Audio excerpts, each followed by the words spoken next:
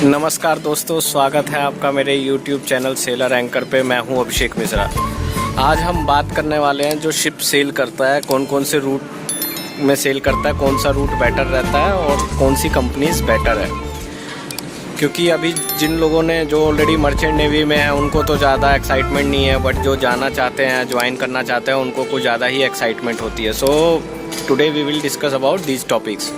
So let's start. सबसे पहले शोर लीव क्या होती है, आप लोगों को अवेयर नहीं होगा। शोर लीव जिन्होंने शिपिंग लाइन ज्वाइन नहीं की उनको नहीं पता शोर लीव क्या होते हैं, या जो ऑलरेडी शिप पे हैं उनको पता है शोर लीव होती क्या है। अभी लोगों के मन में क्या आता है शुरू में ही, जैसे जो ज्वाइन करते हैं ना कि हाँ चलो भाई अमेरिका घूमेंगे, यूरोप घूमेंगे, सुनोशी घूमेंगे, पोलैंड घूमेंगे, नीदरलैंड घूमेंगे। सो आपको मौका मिलता है, ऐसा बात नहीं है, लेकिन ऐसे नहीं मिलता है कि आप घूमने निकले और 3 दिन बाद आ रहे हैं। सो दोस्तों डिपेंड करता है आप किस टाइप के शिप पे जा रहे हैं, क्योंकि जो कंटेनर शिप्स होते हैं, कंटेनर शिप्स के बारे में मैंने सबको एक्सप्लेन किया था। कंटेनर शिप्स क्या होते हैं, जो कंटेनर्स लोड करते हैं, जो कंटेनर्स कंपनीज है like MSC Mediterranean shipping corporation. MSC में क्या है, कंटेनर्स बहुत ज़्यादा हैं। MSC के पास बहुत सारे कंटेनर है। सेम लाइक डैट मस्क के पास भी कंटेनर्स बहुत हैं। मस्क में भी कंटेनर होते हैं। उनका जो पोर्ट स्टे का ड्यूरेशन होता है वो काफ़ी शॉर्ट होता है। अभी मान लो जैसे MSC कंपनी के शिप्स किसी पोर्ट में आए, सपोज डैट मान लो नॉरफोल्क में आए कंटेनर डिस्चार्ज करने। नॉरफोल्क सबको पता होगा, न्यूयॉर्क तो पता ही होगा, अमेरिका में है, तो वहाँ पे आए। तो जैसे मॉर्निंग में आए तो वो शिप या तो इवनिंग में सेल कर निकल जाएगा या फिर नेक्स्ट डे मॉर्निंग में। तो आप 12 घंटे 18 घंटे में कहाँ घूमोगे। आप आए, आपने शिप अलॉन्ग साइड किया, काम में लग गए और उसके बाद वापस डिस्चार्ज हो गए। तो दोस्तों ये टाइम ड्यूरेशन होता है, बट उसमें भी मैनेज हो जाता है। कहीं जैसे मैनेज करना पड़ता है, बट ये ज़रूरी नहीं है कि आपको मतलब शॉर्ट लीव मिलेगा ही मिलेगा, या फिर किसी पोर्ट में अगर आपको शॉर्ट लीव नहीं मिली तो आपका मुंह उतर जाएगा। तो ये सब प्लान आप डिसाइड कर लें पहले ही। ऐसा नहीं है कि कईयों से पूछोगे कि मर्चेंट नेवी क्यों ज्वाइन करना है, तो भाई पैसा और घूमने के लिए। तो पैसा और घूमना ऐसा नहीं है, ना ही पैसा है ना घूमना, ऐसा भी हो जाता है कई बार। तो इस चीज़ का ध्यान रखना। हाँ, bulk carrier, of course bulk carrier ships में क्या होता है, उसमें आपको 3 डेज़ का पोर्ट स्टे मिलता है, 2 या 3 डेज़। अभी कोई शिप है मान लो जैसे अर्जेंटीना से सेल हुआ, अर्जेंटीना का नाम तो सबने सुना होगा, उसमें एक पोर्ट है सैन लोरेंजो या रोजारियो से सेल हुआ और वो आ रहा है चाइना में। चाइना में मान लो क्विंगदाओ या रिझाओ, ये पोर्ट्स हैं, पोर्ट्स के नाम हैं। आप मैप में देखोगे आपको मिल जाएंगे पोर्ट्स के नाम। तो क्विंगदाओ या रिझाओ आ रहा है। तो चाइना से जो क्या बोलते हैं, अर्जेंटीना से चाइना आएगा। तो सबको पता है अर्जेंटीना से चाइना आने के लिए Cape of Good Hope cross करना पड़ेगा। केप ऑफ गुड होप आप लोगों को पता होगा, नहीं पता है तो मैं बताता हूँ। आप मैप में जाइए, मैप में देखेंगे साउथ अफ्रीका के नीचे होता है cap of Good hope.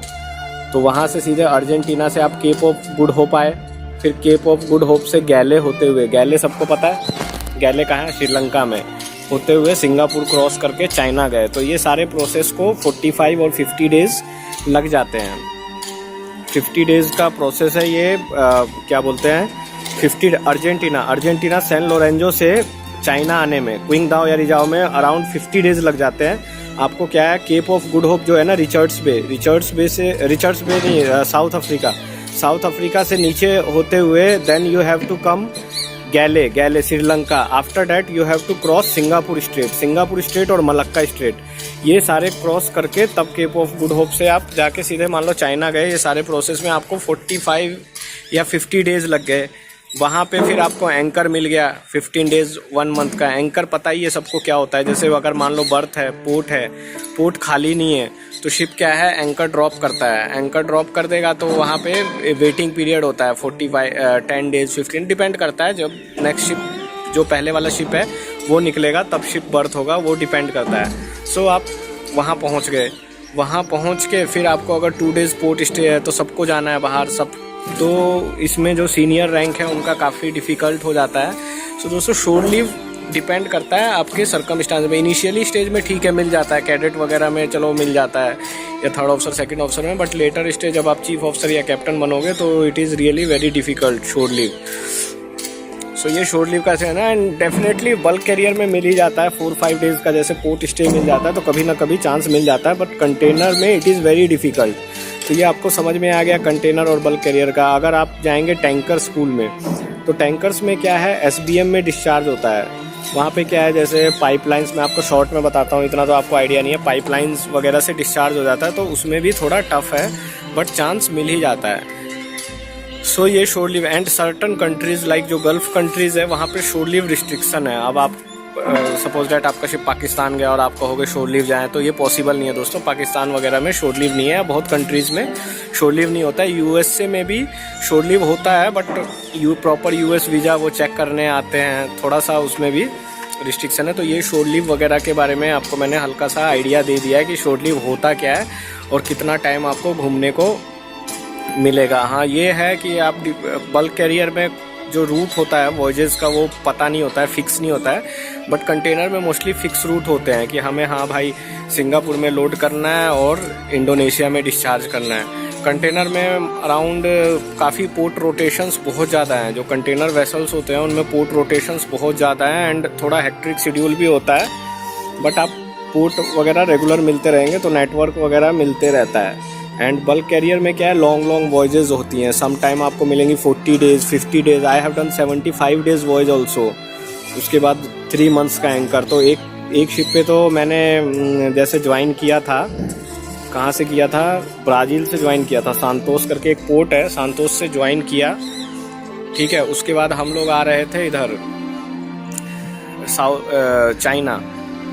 South Korea में एक बुसान करके पोर्ट है, वहाँ पे बुसान में आए तो अराउंड 50 या 55 डेज़ लग गए। उसके बाद फिर 3 मंथ्स का एंकर। तो मतलब ये लगा लो एक पोर्ट पे मैं चढ़ा और वहाँ से नेक्स्ट पोर्ट पे मैं उतर गया, मेरे 6 मंथ कंप्लीट हो गए। तो बल्क कैरियर में जो है आपको काफ़ी लंबे लंबे वॉयजेस मिलेंगे। सो डिपेंड करता है, आप जिस पे सेल करते हैं आपको उसकी आदत हो जाती है। कईयों को बल्क कैरियर बहुत पसंद है, मैक्सिमम लोगों से आप पूछोगे तो एन्जॉय किसमें, तो बल्क कैरियर ही बताएंगे। एंड अगर आपको हाँ पैसा ज़्यादा कमाना है तो ऑफकोर्स टैंकर्स वगैरह में काफ़ी सैलरी डिफरेंस हो जाता है, बहुत ह्यूज डिफरेंसेस हो जाता है हायर रैंक पे। अभी जैसे मान लो बल्क कैरियर में है, बल्क कैरियर में जो है चीफ ऑफिसर को अराउंड $7,000-8,000 मिलते हैं। तो वही टैंकर में अगर आप जाओगे तो टैंकर में 12,000, 13,000, 14,000, 15,000 तक भी है। तो काफ़ी ह्यूज डबल का ऑफकोर्स डिफरेंस हो जाता है, तो वो डिपेंड करता है। बट फ्रैंकली स्पीकिंग मुझे तो बल्क कैरियर पसंद है, थोड़ा सैलरी कम है बट लाइफ बल्क कैरियर की अच्छी रहती है। ऐसी बात नहीं है, टैंकर्स की लाइफ भी बहुत अच्छी है। आप पूछोगे तो कहीं तो बोलेंगे हमें टैंकर ही ज्वाइन करना है, उसका मेन रीज़न होता है पैसा, सैलरी, क्योंकि सैलरी में काफ़ी डिफरेंस होता है, तो इसके लिए पब्लिक टैंकर ज्वाइन करना चाहती है। टैंकर में शेड्यूल थोड़ा हेक्ट्रिक होता है, बल्क कैरियर में थोड़ा शेड्यूल मैंने जैसे बताया कि लंबी लंबी वॉयजेज़ हैं, पोर्ट स्टे भी 4-5 डेज़ का होता है। और कंटेनर में तो काफ़ी हेक्ट्रिक हो जाता है, उसमें तो काफ़ी फास्ट रूट होता है, कंटेनर लोडिंग डिस्चार्जिंग बहुत फास्ट होता है। तो आप देख सकते हैं कि आपको कौन सा, मतलब ये आपको इनिशियली क्या होता है ना, जैसे मान लो अगर आपने DNS कोर्स किया, कंपनी ने आपको कंटेनर शिप्स दिए, तो आपको कंटेनर्स का एक्सपीरियंस होता है, तो बाद में कंपनी कंटेनर प्रीफर करती है। बट इनिशियल स्टेज में आप चेंज भी कर सकते हैं, ऐसा नहीं है। शुरू में मान लो आपने कंटेनर शिप्स किए हैं, कंटेनर शिप्स करके अपनी कैडेटशिप ख़त्म की, अभी आपने एग्ज़ाम दिया 2nd मिड का, अब आप 3rd ऑफिसर में ज्वाइन करेंगे। तो 3rd ऑफिसर में ज्वाइन करेंगे तो यू कैन चेंज ऑल्सो।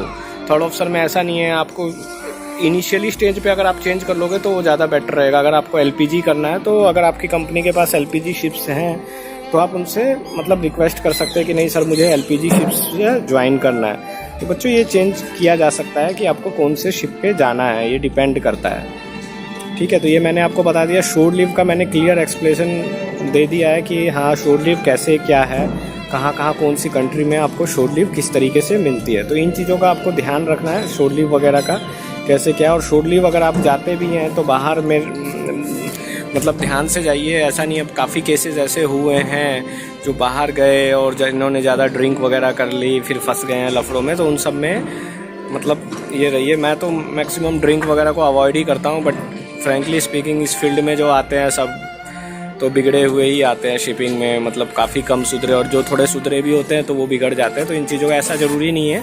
मैंने आज तक कभी ना ड्रिंक किया ना स्मोक किया है।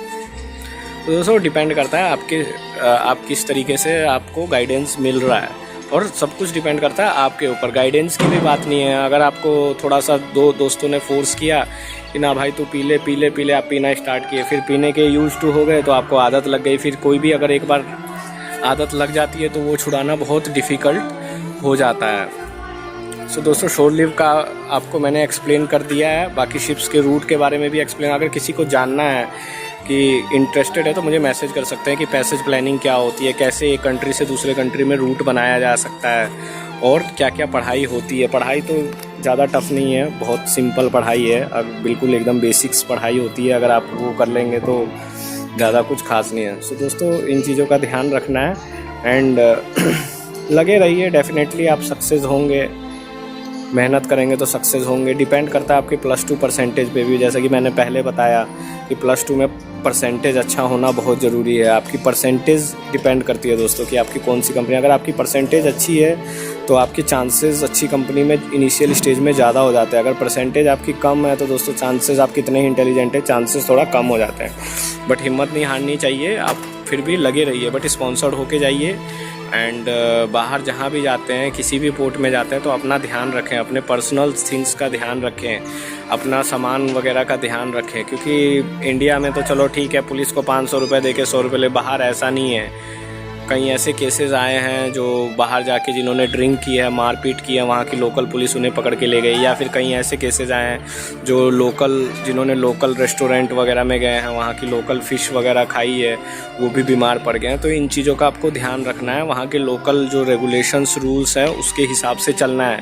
आप अपने हिसाब से जो कहोगे कि नहीं हम तो बहुत बड़े डॉन हैं, हम तो बहुत बड़े हैं, हमारा ये है, हम यूपी के रहने वाले हैं, लखनऊ के नवाब है या बिहार के रहने वाले हैं, तो वो सब वहाँ नहीं चलेगा।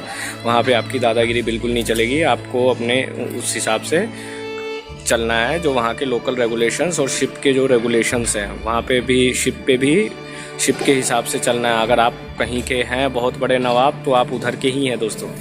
इन चीज़ों का आपको ध्यान रखना है, अपने मन से ये सब चीज़ें निकाल के तब आप ट्राई करें। ठीक है दोस्तों, and wish you all the best. IMU के एग्ज़ाम तो अभी तक हुए नहीं, मेरे ख्याल से फरवरी वाला बैच अगर जिनका नहीं हुआ है तो वो बेटर है कि अगस्त वाले बैच के लिए प्रिपेयर करें, या फिर जिनकी कंपनी स्पॉन्सरशिप हो गई है तो अगर फरवरी में IMU के एग्ज़ाम, क्योंकि अभी तक कुछ डेट शीट नहीं निकला है। इस बार थोड़ा कोरोना की वजह से काफ़ी शेड्यूल्स वगैरह काफ़ी चेंजेस हो गए हैं।